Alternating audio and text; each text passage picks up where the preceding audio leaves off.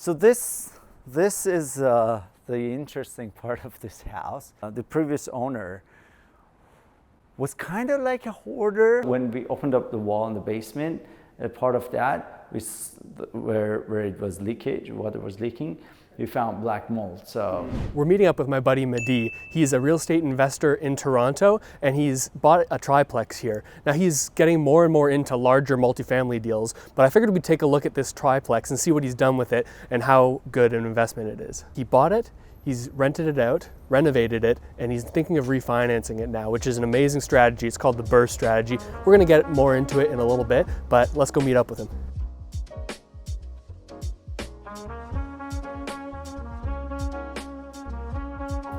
So Mehdi, we just said that we came to your property. It's a triplex in Toronto, right? yeah, welcome. Yeah, so I figured that you could give us a little tour, show us around. Sure. Why don't we do that? Yeah, sure. Okay. Yeah, it's a 2-story triplex, 3 units now, and it's as you mentioned, Midtown Toronto, Corso Italia. Yeah, we renovated main floor and basement. We renovated it completely, like changed the wiring. It was knob and tube. Did some more like an infrastructure thing. So we changed the main water supply. It was lead. We waterproofed the basement from backyard. And then then we changed the floorings, kitchens, and partially bathrooms, right? Beautiful. Well, I'm excited to take a look. It sounds like you did a lot of work. Yeah, let's get into that. So I think I remember you telling me that you have 2 of the 3 units rented out now. Yeah. So basement and second floor is now tenanted, and then main floor is vacant still.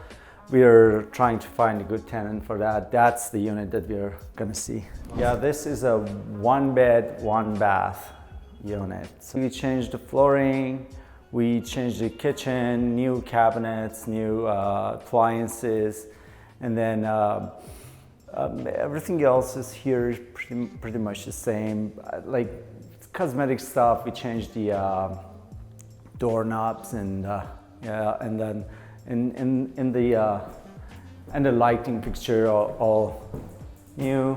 There's a lot of work changing knob and tube here, so we had to open up the walls in some places just to have access.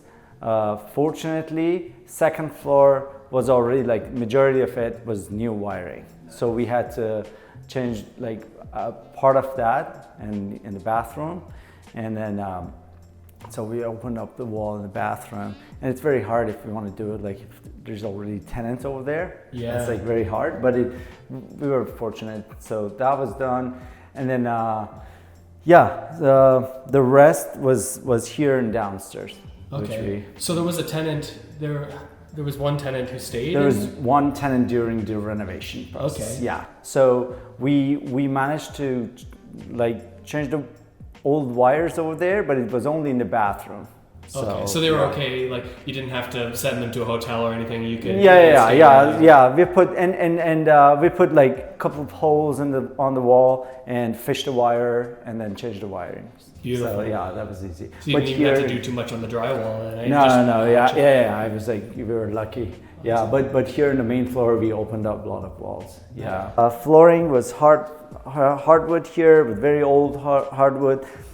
I wanted to keep it. I like the hardwood. We could like sand it and put new coat on that, but it was like half of the living room was tile and half was tile. So was hardwood. So it wasn't easy for us to change. So we decided to remove the whole floor. Right, just make it match the whole. Yeah, exactly. And what product is this that you? This is vinyl. This is one of the better quality vinyl. It's like the underlay is attached to the vinyl, and it's click, so it's faster and easier to install, and it's more resistant to scratches and water. So yeah, for the basement we had to use vinyl anyways because you can't use hardwood or laminate for the basement because of the humidity. We'll get into that, but for here we found a good product. It's a very good design, and it's more like It's better for rental. Right. Because it get damaged like not that easy as the laminate would. Right, that's a great choice. Awesome. Well, let's take a look at the rest of the place. Okay. Were you initially looking for a triplex specifically when you started investing? Or? No, that's a funny story. So me and my wife, we started looking for condos to go live in. So we are renting a one bedroom apartment now. But then it wasn't that exciting for us, like moving from one bed to another condo, which is exactly the same thing, but it's ours. We started looking at this and we got excited. We said, let's find a house that we can live in the basement, rent out the main floor. Well, we ended up like with a triplex idea to live in one unit, rent out 2 other units and live for free, if you will, the house hack. Right, so you initially wanted to live in one of the units? Initially we wanted to do that, but then we ended up renting out, deciding to rent out 3 units, and we're still renting. Yeah. Nice. Beautiful. So what's the plan now? Do you guys think you're going to stay in rental and then buy more rental properties and then eventually move? Yes. Or? Yeah. So for now, so why we decided to stay there, because we fixed up these units, and now what we're paying is lower than what we're going to rent out these units. Right. So it made sense for us to stay in that rental. But probably in the future we will move into one of the units of the properties, probably next one or the one after, whatever makes sense. Yeah. So yeah, for the kitchen, I went with IKEA. These are all IKEA cabinets, and appliances, I decided to go with IKEA.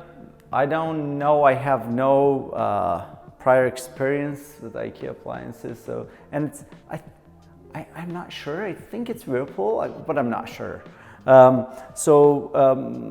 We went with that. We will see how it will work, the appliances. See how it holds up, and then on your next properties, if it holds up well, then maybe you consider keeping. The countertop is quartz here and a basement. This sink for the main floor, we went with the undermount, but for the basement, it's over the top all the time. Yeah. That's a great, like, it looks fantastic, the kitchen. A lot of landlords will go with the Formica or the laminate countertops. Yep. But the beauty of doing something like getting the quartz in here is you're going to attract a higher tenant profile, right? Exactly. So is that something you were thinking about? Exactly.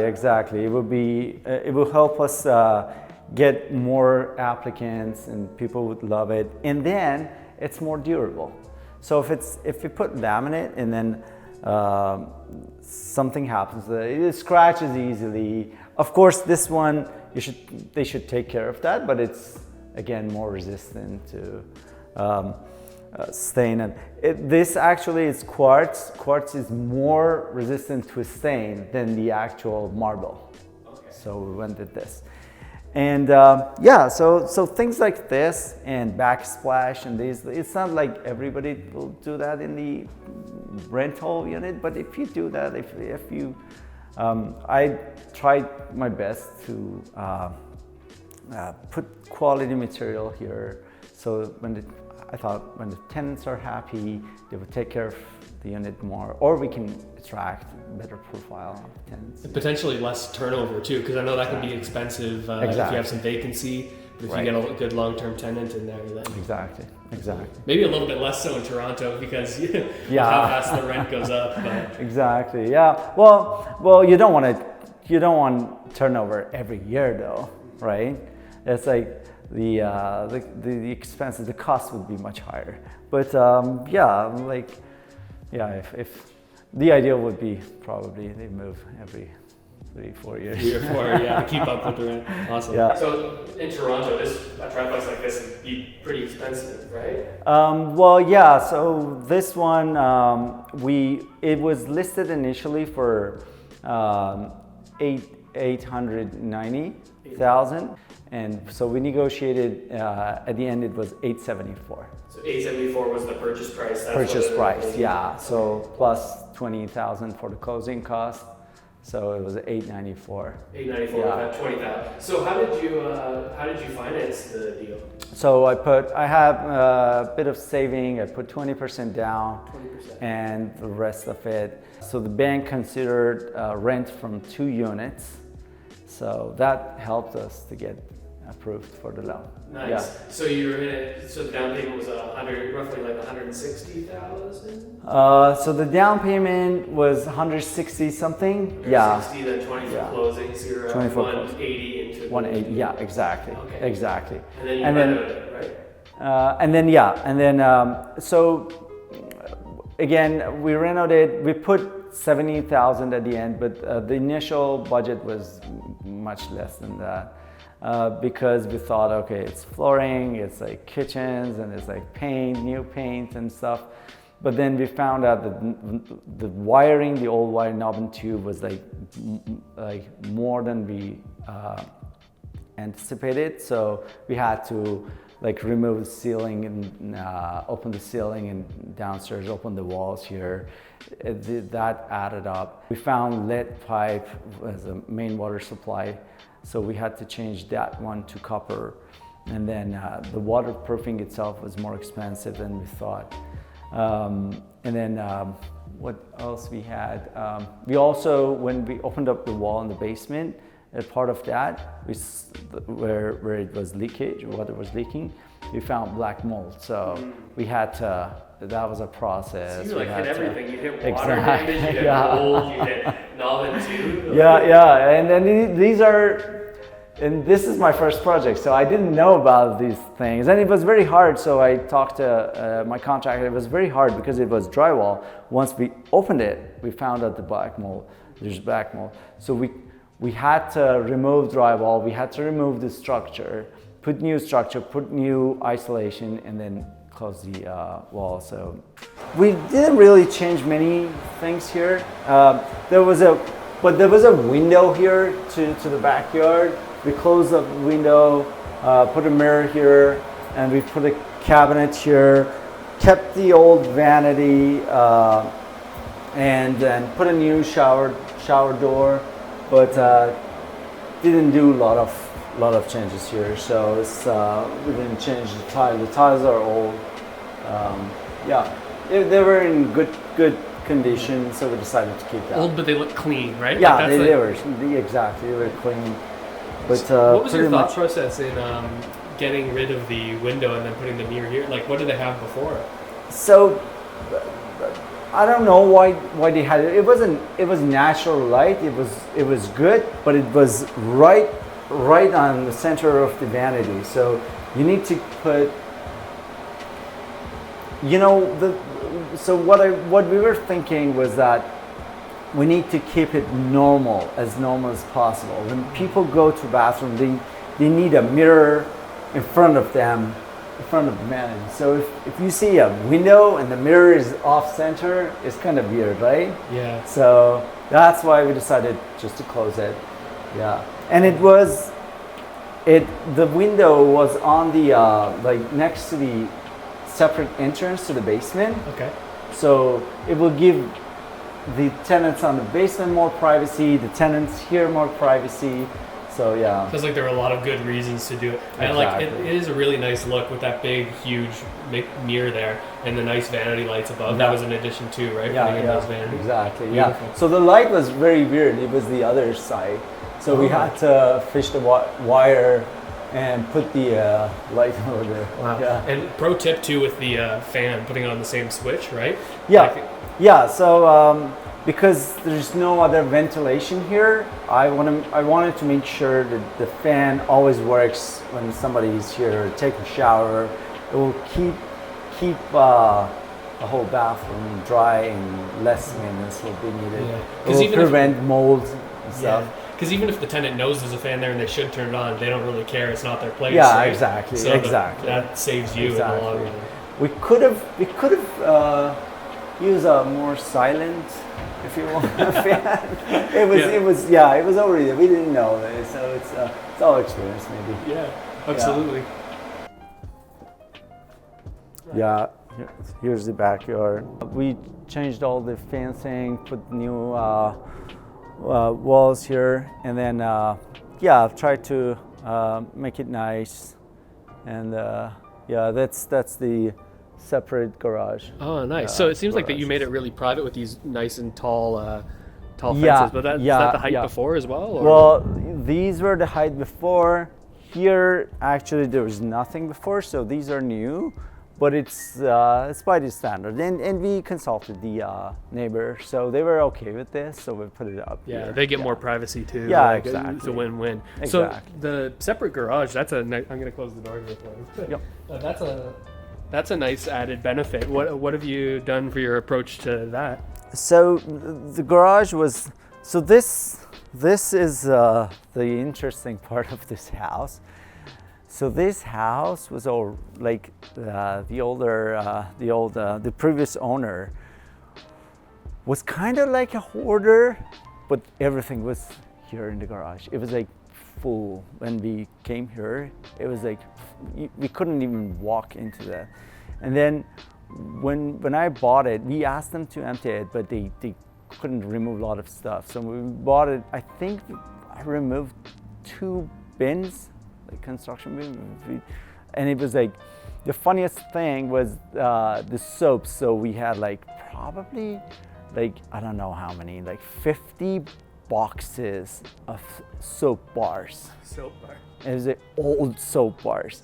And then the guy who removed the bin told me later that it was so funny in the dumping station. Everybody was like, your bin smells very good. So it was like full of soap bars. Yeah.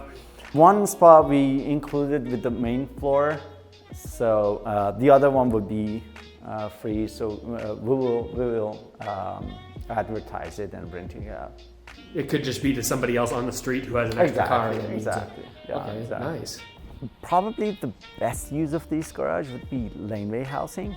You add another unit, but that's more capital. It needs more capital, like probably 60 to 70,000 to convert this, because you need sewer line, you need water, all the piping, electrical, insulation, and then put new kitchen, bathroom. So yeah, Right. probably future project. Right, yeah. Well, let's head back inside. Awesome. Maybe we can Let's go. get out of this rain. Yep. So that puts you at like roughly around 250 into the deal? 250, yeah, 250 something. 250 around there. Yeah. And then so now that it's fixed up, what do you think it would go for now that you have So we did the appraisal, and it came down as $1 million. Okay. So it wasn't that good again, because we can refinance and get 90,000 or up to 100,000 out of it.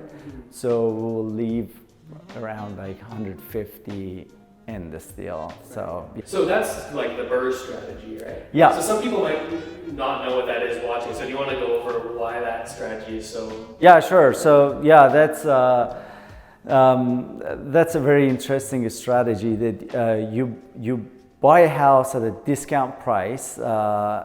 You can fix it up, renovate it, and then you can rent it out, and then you can refinance. Ideally, you can get all the money out of the deal, and then you can repeat this whole process. So buy, rehab, rent, refinance, repeat. It's BRRRR strategy. Right. So when you get those units rented out, you have maybe, like, because of the reno, you can increase the rent that it was going for. Exactly. How much are they taking that into consideration when they go to do the appraisal for the refinance portion? So they will consider half of the rent of each unit is your income. So but refinance is more for residential unit. What I found is that they consider the comps. So it depends on what are you finishing, how you change it, like how much you increase the value. So that's the main thing that you gotta think about when you do a BRRRR project. So you gotta buy a house at a discount, but you gotta increase the value. So ARV after repair value would be much higher. You created value here, and then when you refinance it, you can get the money back. Right, so that's big for the whole speed of money concept, right? Exactly. Because if you buy, like say you were to buy a property all cash, like sure it would cash flow, but you're only gonna have that one property because all your money's tied up in it. Right, yeah, So exactly. BRRRR, you can pull that equity that you've built into the property, Correct. you can pull it out and then go and buy more deals. Exactly, exactly. And the idea is that this house should cash flow positively. So yeah, because if it doesn't, and you have to put money into that, you cannot do for like 10 houses. Yeah, it's not scalable. So it's like, exactly. For it to be scalable, you need to be able to refinance it so that you can get your money back, and the house itself should cover all the expenses and hopefully cash flow positive. So for this property, so now that you could potentially pull that money out, you would be left with 10% equity in the deal, is that right? So probably 15%, right? Okay. So 150 would be left. 50 exactly, 2 million. 15%. Yeah. And then at 15%, even in Toronto, the triplex, are you cash flow breaking even, cash flow positive? So the units we might cash flow. So it's fairly new, and we're trying to rent out this unit. But if the number works good, it will cash flow slightly positive. So yeah, it would be good. Yeah. That's beautiful, because then you know, like, you're not going to get in trouble, right? If you, Exactly. Like if you have that, if your cash flow negative, you have to support it with some sort of other job or some sort of other income. Right. And while you might be making huge appreciation, if you get too many, it can all collapse the house of cards. Right. Exactly. And the good thing about the house to be cash flow positive is that if the market goes down, and you can keep this like for a longer period. You don't need to sell this because it covers, like, the income will cover all the expenses, so you have more flexibility, more options. Right.